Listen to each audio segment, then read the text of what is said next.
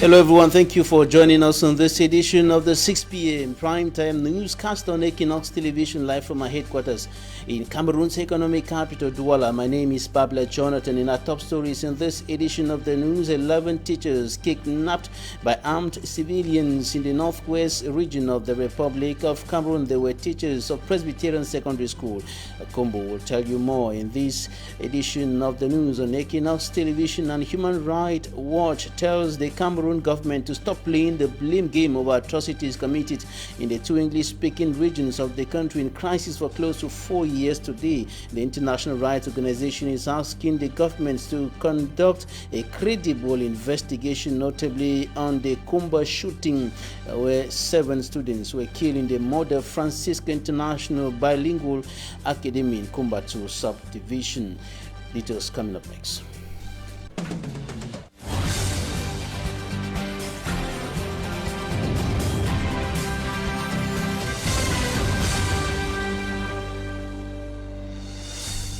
The socio-political and security tensions in the northwest and southwest regions of the Republic of Cameroon continue deepening, with more atrocities being committed day after day after the killing of over 7 students in Mother Francisca International Bilingual Academy, Kumba 2 subdivision, Meme division, southwest region of the Republic of Cameroon. About 10 days ago, now comes the abduction of about 11 teachers of a school in the northwest region of the Republic of Cameroon. 11 teachers of Presbyterian Secondary School, Kumbo, kidnapped earlier today by armed men, and the incident has provoked panic in the town of Kumbu with regards to what has been happening for close to 4 years today in the two English-speaking regions of the Republic of Cameroon. And earlier today, some Christians and other inhabitants of Kumbu took to the streets demanding the liberation of the teachers of Presbyterian Secondary School. Kumba will keep you updated on that incident, and this is coming barely 10 days or less than 10 days after the killing of 7 students in the Kumba in the Meme division of the southwest region of the Republic of Cameroon. And it is in the midst of all these that an international human rights organization is asking the Cameroon government to stop playing the blame game over atrocities being committed in those two regions. Human Rights Watch is telling the government of Cameroon to conduct a credible investigation, notably with regards to the shooting in Mother Francisca International Bilingual Academy in Kumba. Details in this report. Human Rights Watch, in its November 2nd, 2020 report on the Kumba school massacre, says no one has this far claimed responsibility for the killing. But the government of Cameroon has accused armed separatists, while separatist leaders point accusing finger at the government's military. According to Ida Soye, Deputy Africa Director at Human Rights Watch, this massacre is a grim reminder of the horrific toll that the crisis in Cameroon's English-speaking regions has had on children and their education. The authorities should ensure that the promised investigation is independent, effective, and impartial, and that those responsible for this brazen attack on school children are brought to justice. Based on phone interviews with 5 relatives of victims, 2 medical workers, 4 journalists, 2 teachers, and 10 residents with mastery of the incident, Human Rights Watch settles on the number of 9 gunmen on motorbikes who stormed the school and killed 7 children, injuring 13 others. The rights group quotes a father who spoke that fateful day with his 11-year-old daughter for the last time. I woke up early that Saturday to go to the farm. My daughter told me, "Goodbye, Pa," and that's the last time I saw her alive. When I was informed about this shooting, I ran to the school, and there I saw the body of my little girl on the ground, her head blown off. I was in shock. In line with this sadness, Human Rights Watch writes, In the event of such loss of life, ensuring an effective investigation is an essential element of the government's human rights obligations, not only to provide justice for the victims, but to deter future attacks and reinforce protection of the rights to life and to education. An effective investigation should include, at a minimum, collecting and preserving forensic evidence from the crime scene and victims, taking statements from all relevant witnesses, and identifying any visual documentation such as photos and video footage of the attack and its aftermath. The non-governmental organization asks Cameroon should approach the African Union and United Nations as necessary for technical support and expertise to ensure an effective investigation. The authorities should also desist from making unfounded accusations and speculation with respect to local or community complicity in the attack. IDA also stresses what happened in Kumba is the latest in a series of shocking attacks on children and education in the English-speaking regions of Cameroon, that the government needs to do more to ensure that children can study safely. Human Rights Watch urges Cameroonian authorities, with technical support and forensics expertise from the UN and EU, to urgently protect the site, preserve evidence, carry out a credible and effective investigation. Innocent as a reporting on one of the issues at the center of the 4-year-long armed conflict in the northwest and southwest regions of Cameroon is discrimination. Discrimination against Cameroonians from the northwest and southwest regions of the Republic of Cameroon. And this is why the Bishop of Konsamba thinks that Christians should be at the forefront of the fight against discrimination and tribalism in the country. We have details with Fomi Armstrong-Sanda. The church is a sacred place, destined for prayers and intimate communion with God. A place for deserving veneration, and faithful should watch out not to rather carry curses from the church.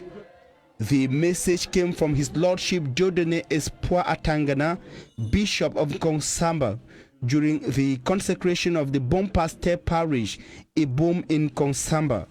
Si nous voulons vraiment construire l'Église, if we really want to build the church, and if we really want to be pillars of the church, we should be careful not to go home with curses. We must guard against discrimination. Using the symbolic sociological composition of Le Bon Pasteur Parish, the bishop warned Christians and prelates against tribalism. Dans le contexte propre de la paroisse, Bon Pasteur is a junction parish that welcomes people from all over Cameroon and beyond. Just like all of us are welcome to this parish without discrimination, so should we amplify the spirit in our society. Sans discrimination dans cette église, et nous devons être des rayonnements de ce mystère. The man of God asked Christians and worshippers to emulate Jesus Christ, who did not discriminate. Bishop Dieudonné Atangana says tribalism, which is currently threatening the peace and stability of Cameroon, should be eradicated by Christians.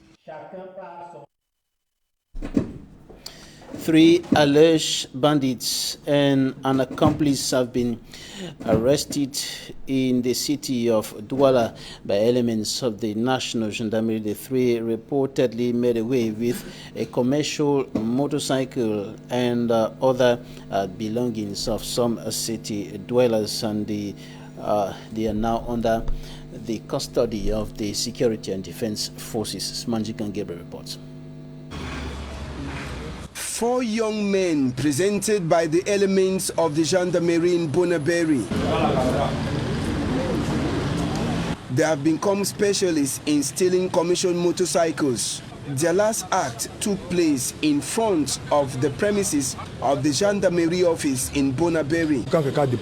When someone keeps his bike and didn't lock, then we came to take it away. We have not stolen it. We didn't instill pains on anyone. True that what we did wasn't good. Mais je suis pas Angolais. There was no control. We came to see someone, then we saw the bike outside. He started the bike and went away. That is how the camera caught us. With ages ranging from 25 to 33 years, these alleged bandits, who were not in their first acts, were caught by the surveillance camera. They have carried out operations on several occasions on the 7th, 12th and 17th October 2020. Thanks to the camera we saw everything that happened.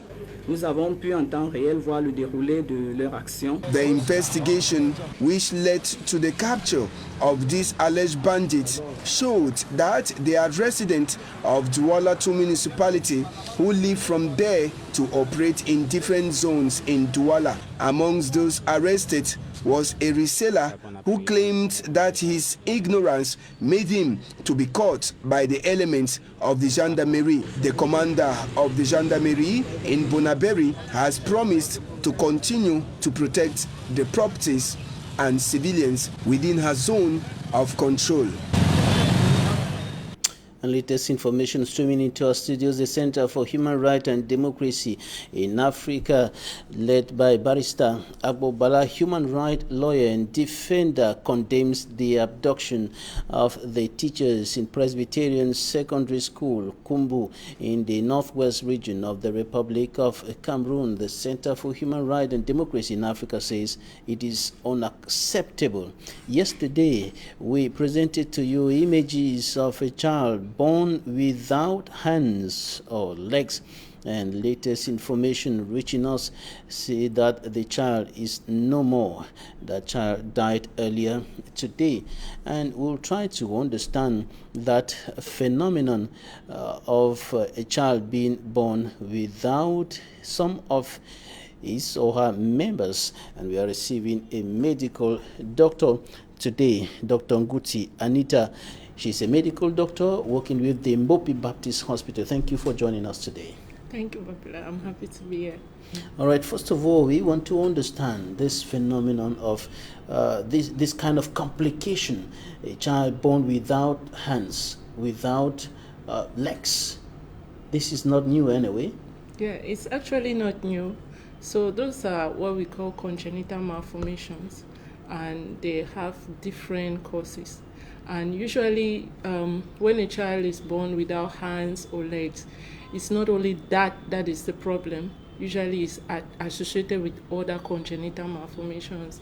It can be associated with malformations in the heart, in the spine. That's why probably the child did not survive, because somebody can live without hands or legs, but usually that malformation is associated with other things. But and one thing is that these congenital malformations are caused by diverse things. It can be caused by medications the mother takes when she's pregnant, substances she takes, or her age, even chromosomal abnormalities. So there are many causes that can cause congenital malformations. Congenital malformations caused by food and other substances that the lady takes, but are there cases where it's just natural, it just occurs like that? Yeah, there are cases where it can just occur due to genetic problems, and those kind of cases, it can be picked up very early, and you can check the abnormalities in the child and see if it will be compatible with life. If it's not compatible with life, then they can maybe induce an abortion at that early stage, so that the mother will not go through the trauma of carrying a pregnancy to the end and then giving birth to the child, and meanwhile the child will be unable to live. But there are some congenital malformations that are compatible with life. Yes. Does it have anything to do with witchcraft? No, it has nothing to do with witchcraft. So it can be due to maternal age even. Like mothers who have advanced age, when they are pregnant, we call those pregnancies high-risk pregnancies. Like above 35 years already, we are calling it high-risk pregnancies. Even paternal age, advanced paternal age is associated with some congenital malformations. In the report that we heard yesterday, there was much said about the fact that the woman didn't go to hospital throughout her pregnancy period. she did not go for antenatal care. Is there any link between what happened and the fact that she didn't go for antenatal care? There's actually a great link, because antenatal care is instituted first to try to evade this kind of congenital malformations, because there are congenital malformations that can be acquired during pregnancy. Take, for example, a woman who is pregnant and is consuming alcohol is associated with congenital malformations. A woman that is pregnant and is smoking. A woman that is pregnant and maybe goes and does an X-ray. So there are many things that a woman is not supposed to do when she's pregnant. And it's during this antenatal care that they do a follow-up of the woman. And there are some medications even that they are supposed to take while they are pregnant to try to help to prevent some of these abnormalities. So there is a great link between this occurrence and the fact that she did not attend antenatal clinic. Can somebody go for antenatal care, follow-up? The person is followed up by medical doctors throughout the pregnancy period, and at the end still gives birth to a child with such complications? It's possible, but the probability of its occurrence is lower compared to somebody that does not attend antenatal care.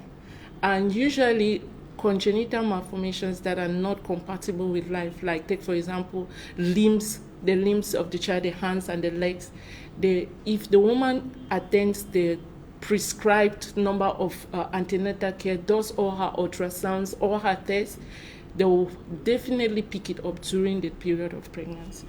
All right. Can that be detected through they call it what, scanning, when they record stuff? I'm forgetting. Yes, ultrasound. The technical word. That is when the woman goes to the hospital, and echography. Yes, that is the word. Can that be detected by echography? Actually, echography is the French word for ultrasound. So usually it's recommended for a woman to have an ultrasound before 24 weeks of pregnancy. We call that the first ultrasound. That ultrasound helps us to get the age of the child, to get the parts of the child, make sure all the parts, because by 24 weeks, all the parts of the child are formed: the heart, the limbs, the intestines, the brain, because you have some children that are born even without brains. So all of that can be detected. And even if a woman is not able to get that ultrasound by 24 weeks, we have a late ultrasound that can still be done to detect all those things, and we can prepare beforehand for that. All right. Can some of the complications be prevented? Can some of the complications be handled before delivery? Yes, there are. The main thing is that we want to make sure that this child, the abnormalities, we can manage them. So that even if you have this child with these congenital malformations, there are some children that come up with congenital malformations that can be managed, like take for example a cleft lip, where the part of the lip is not formed, or the palate, the upper part of the mouth is not formed. If we detect that, we know that once this child is being given birth to, we have to refer this child to this specialists who can attend to these malformations. So antenatal clinic and the follow-up and diagnosing it while she's pregnant helps us to refer her to the appropriate services where she can receive proper care. All right, and people born with such abnormalities can still live a full life like any other person? Yes, there are those that are compatible with life. Like if a child is born without the brain, the child cannot live. So that's not compatible with life. But if a child is born and the abnormalities is just that the limbs are absent, but all the internal organs are okay, the spine is okay, that child can actually live throughout.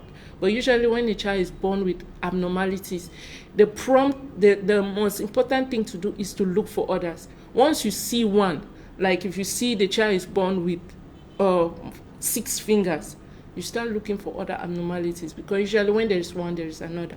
You look for others so that you can easily address them. One of the most prominent that we are seeing is congenital heart problems. That when it's diagnosed early, you can follow up the child and make sure you refer the child to a cardiac surgeon. They can repair it, and the child can live a normal life. All right, the child can live a normal life. So such abnormalities, such disabilities, and not a death sentence, do not constitute a death sentence. No, they are not death sentence. All right, thank you, Dr. Anita, for coming. You're a medical doctor working at the Mbopi Baptist Hospital. And just to confirm what you just said now, we're bringing to you right now some fascinating stories of persons born with such disabilities, but who lived a wonderful life. Take a listen.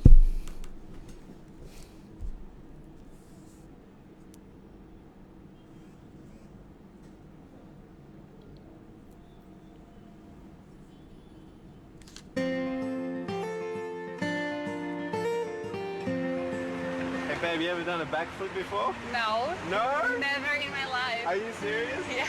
I'm a little nervous, guys. Always. Backflips are scary. Unique is the only word to describe Nick Vujicic and his head-over-heels approach to life.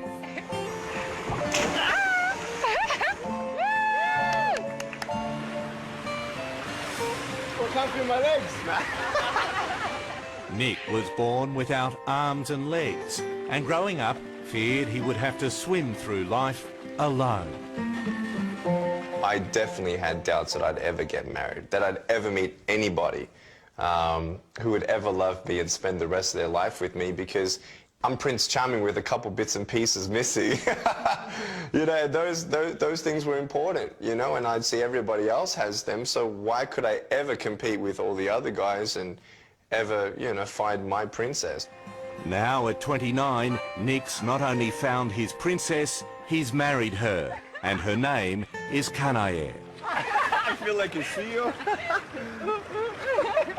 To me, it wasn't any different falling in love with Nick. I fell in love with him the way he is now.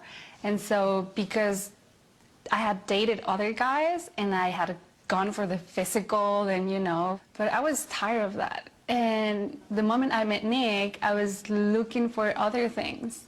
And all those things, I found them in him. So that's when I felt like, wow, you know, he's not only boyfriend material, but he's like, he could be my husband. No arms, no legs. No worries, mate.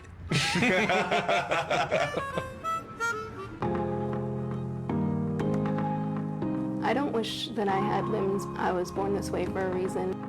People see me as missing something. I've never used hands. Why do I need to use them now, you know?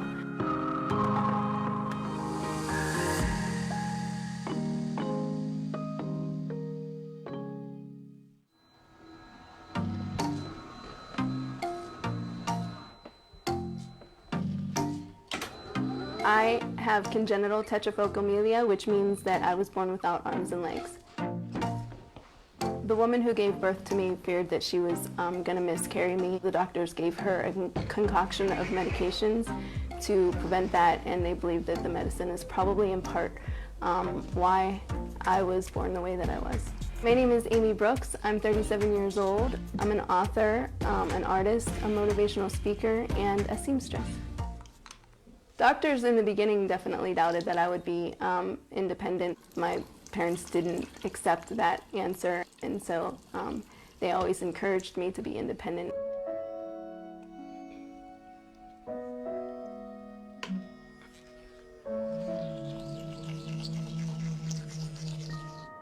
When you don't see people like you, it feels like you're the only person in the world that's like that. I really thought I was the only one out here with that condition until I found Chastity.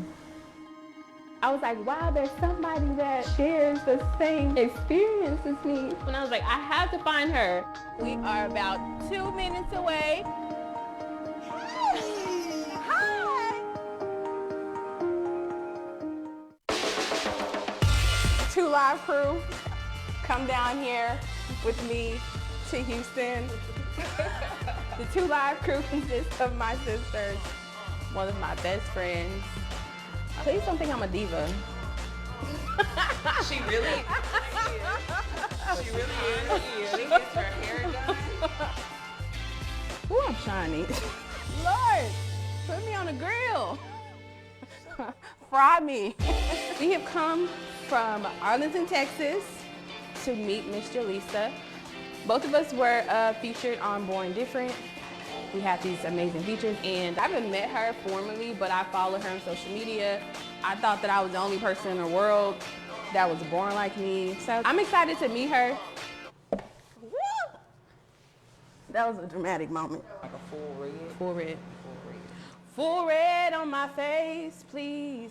When you don't see people like you, it feels like you're the only person in the world that's like that. I have not talked to Jaleesa. It's kind of like the night before meeting, you know, like when you get married, you just kind of not talk to each other.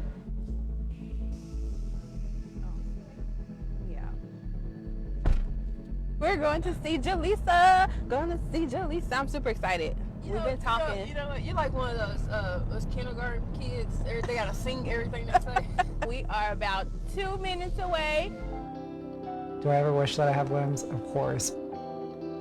But I know that I don't have arms and legs for a reason, so I'm just gonna live my life as best as I can.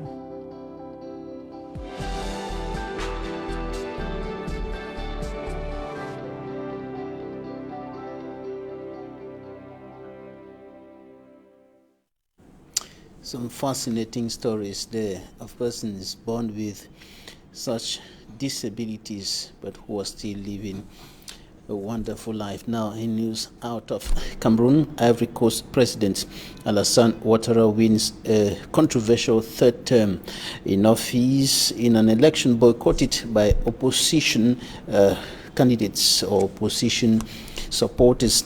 Results of the Electoral Commission show that he got 94% of the vote. President Ouattara took over 99% of the votes in some of his strongholds.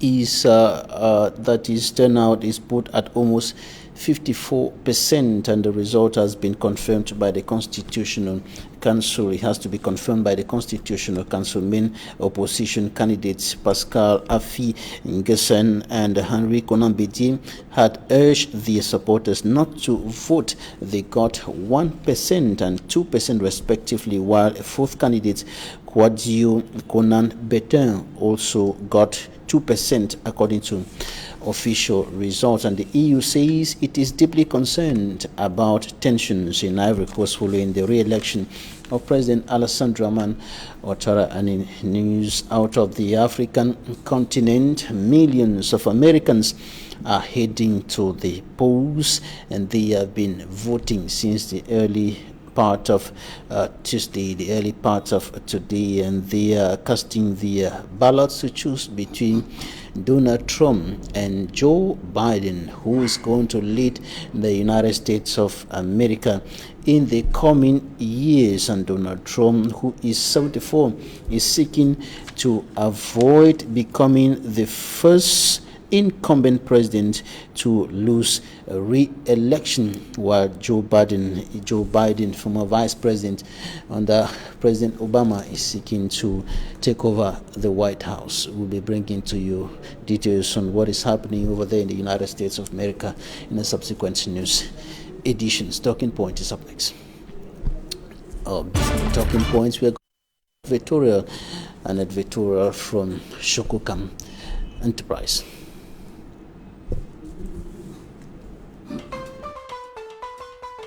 Dans son élan de solidarité anti-Covid-19, Chococam Tiger Brands continue de marquer son soutien dans la lutte contre cette pandémie auprès des établissements scolaires de la ville de Douala, en leur offrant des kits lave-mains, des points d'eau potable réaménagés et du matériel d'entretien. Objectif, stopper la propagation de ce virus en milieu scolaire. L'eau c'est la vie, a-t-on coutume de dire. Les différents chefs d'établissement n'ont pas manqué de rappeler aux élèves la nécessité de faire bon usage des dons de la société Chococam Tiger Brands pour le bien-être de tous. Chococam est passé dans presque toutes les écoles publiques de notre région pour les lave-mains. Et aujourd'hui, en plein début de rentrée scolaire, Chococam vient nous donner le matériel pour que la maladie Covid-19 ne passe pas par le groupe scolaire d'application de Doumbé. Vous avez vu du savon, des gels, l'eau de javel, des masques, le point d'eau était, on ne savait même par où commencer. Chococam est venu nous remettre vraiment à point. Nous avons 3 mesures essentielles qui sont de rigueur, qui interpellent la responsabilité individuelle de tout un chacun, mais qui sont très fortes à arrêter la propagation de cette pandémie, à savoir respecter la distance d'au moins 1,5 mètre, se laver régulièrement les mains au savon et surtout porter un masque de protection dans les lieux publics. La société Chococam Tiger Brands continue de préserver ses employés et les populations environnantes de cette maladie qui continue de faire des dégâts dans le monde entier.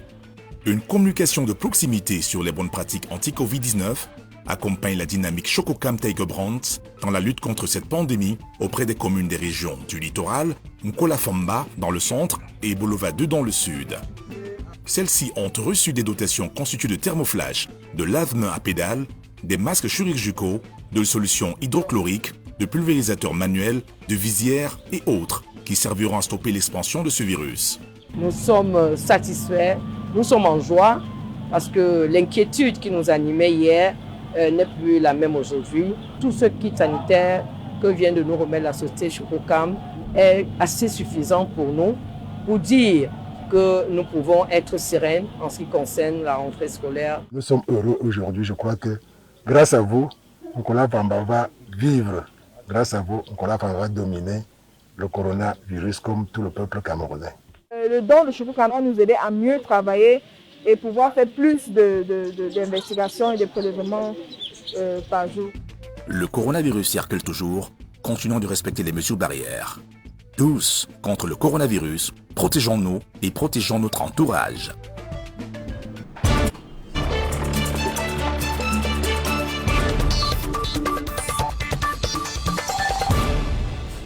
Thank you for staying with us in Talking Points. We are receiving an educationist, Joe Boniface G. Thank you for joining us today. Thank you for inviting me. It's my pleasure being with you on this platform today.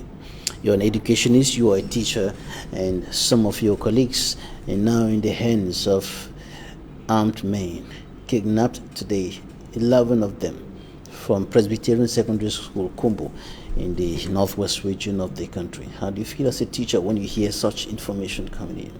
It pains me, Mr. Babila, to think that each time we keep on going in for the same thing that's been happening for over 4 years today. Today, teachers are taken away, children are being killed in school in cold blood, and that is not really good. And the people who are committing these offenses are just, they're quiet. They are not trying to address the situation so that calm can come back in the society and allow peace to make a chance. So it is really unfortunate that these, my colleagues who have been taken away, are not yet released, and I want to strongly call for their release immediately, because educators, they have nothing to do apart from forming the society. They are not armed people. They don't commit offenses. Teachers are people of integrity, and all along they have been forming the society to be what it is today. So if people are targeting teachers and targeting the learners, it is very unfortunate. We don't know the kind of society we want to build in future. If we have to eradicate teachers in this planet, we have to destroy the children who are supposed to replace us after learning. I wonder the kind of society we want to build. Teachers and students who have become principal targets today of kidnapping, killing in the two English-speaking regions of the country, despite the fact that schools are areas or safe areas prohibited for as far as attacks, even in armed conflicts in war zones is concerned. But these schools have become more or less death traps for teachers and students today.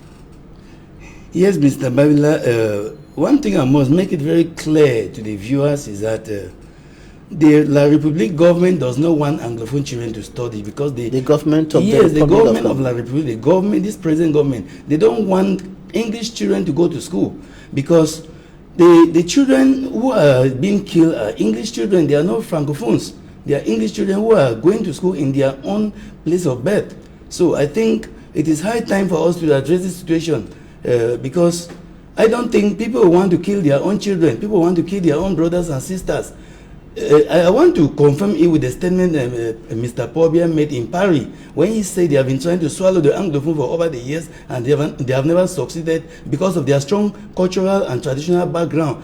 And one of these cultural background is the educational system that we have. So if they are trying not to dismantle the Anglophones, they are targeting education, because that is the foundation of that particular culture he was talking about in France. So it is very unfortunate. They should allow these children to go to school. However, that is an interpretation of what he said. not exactly what he said, but an interpretation of what he said. It is not an interpretation. It was very clear. He said in clear terms. That is the first time I want to give him credit for that, because it was the first time that he had now to officially acknowledge the problem of the Anglophone. It was the first time he had to acknowledge it publicly, saying that they have been confessing. I call it confession. He was confessing that they have been trying to swallow the Anglophone for over the years, and they have never been able to succeed. I think that this education has been their target. They have been trying to destroy the educational system of Anglophone so that they can assimilate or swallow the Anglophone completely, as the plan had been before. So it is very unfortunate that we are living in this kind of a situation where teachers who are armless, the children who are armless are targeted, and I don't know what to say. It's really painful. It's painful as a teacher. It pains me. The issue now is that teachers are targeted, students and pupils are killed, and the war seems not to be coming to an end anytime soon. There are indications from some politicians who have been saying that if nothing is done as fast as possible, if the right things are not done as fast as possible, more of such things will occur. Yes, that is true. At the same time, I want to think about the international community that has been so adamant to handle situations amicably. People condemn. Every time atrocities are committed, like the one in Gabu, when it came out, there was a lot of noise here and there. It died naturally. This one in Kumbatu came and went, and it is dying. People are moving up and down, demonstrating, showing a lot of anger, and the people who are doing it are quiet. Their children are not in the country. The Minister of Territorial Administration was in Kumba yesterday, in the school. And I want to first of all say his visit to Kumba has been a big blunder. He went to Kumba, he didn't succeed. He went again. So that exposes the characteristic future of a failed regime. Because a competent person would have gone now and solved the problem once and for all. He went there to do what? Why has he gone again within a few days? That shows incompetency in what we are doing in a so-called, please permit me to say so, it is very, very unfortunate that people who call themselves people in power are not able to handle situations. He went to Kumba, he never visited the scene, he came again and realized that he made an error, had to go back. That is state money they are wasting, taxpayers' money. They are wasting on projects like that, which are not going to build anything for the future generation. But he will probably tell you that everything cannot be done at once. Yes, but at the same time, where are the fundings coming? They are coming from poor taxpayers, the basic riders, the store owners, and other people. They buy and sell arms. That is where the money is coming from. And look at the way they are spending the money, of which these same people who are taxpayers now are not able to eat a plate of rice a day. It is unfortunate. I wonder whether that money is spent his personal money. He goes to Kumba, he comes and goes back again. And I think that particular visit was a fiasco. It was a failure, a blunder of the first order. And the Italian Federation for Human Rights has asked the United Nations to impose travel restrictions on some Cameroonian government authorities. Do you think that is an action that could yield some fruits in the light of bringing back normalcy and peace in those two regions? Yeah, it is one of the aspects I want to think it is a good way of beginning that process of bringing those people under control. That should not end like that. The account should even be frozen. All the account, because this money has been stolen. This is income that has been stolen in the country from taxpayers. Those accounts should be frozen completely. Other sanctions should come in where, please, I want to make it very clear here. All these things are going on because the international community is silent. If they begin to slam sanctions on Cameroon, they will sit up the next day. It's because they are only talking, and they are talking and nothing is happening. We should do more than talking this time around. Those sanctions should not be limited. They should be really vast.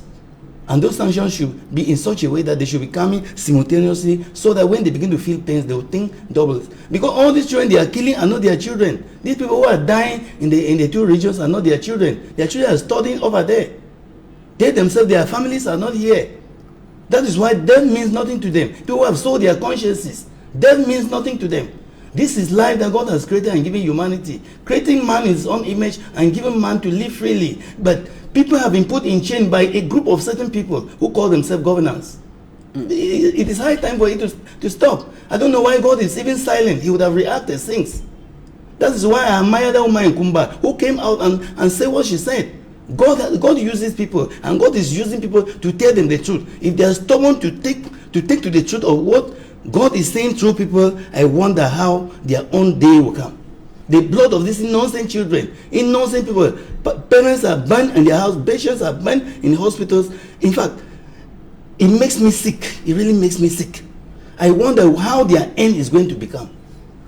And of course, looking at what has been happening and what is still happening till now, government is saying that everything is under control and that all of these things will soon come to an end and peace and normalcy will return to those two regions. Do you think so? You and I know that what they are saying is propaganda. They themselves, they know that they are carrying out propaganda. Nothing is going to stop, because if the international community does not come in to solve this problem immediately, it will continue like this. First of all, the people are so hardened.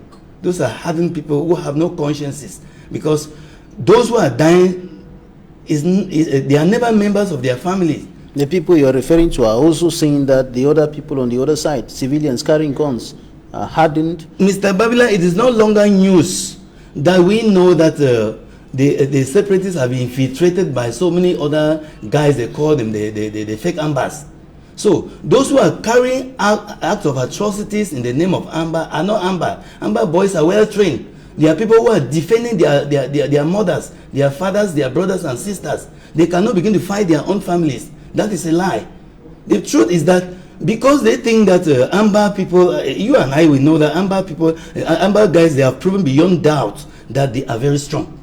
That Cameroon government cannot withstand them. Because of that, they had to infiltrate other people whom we call today the fake Ambas.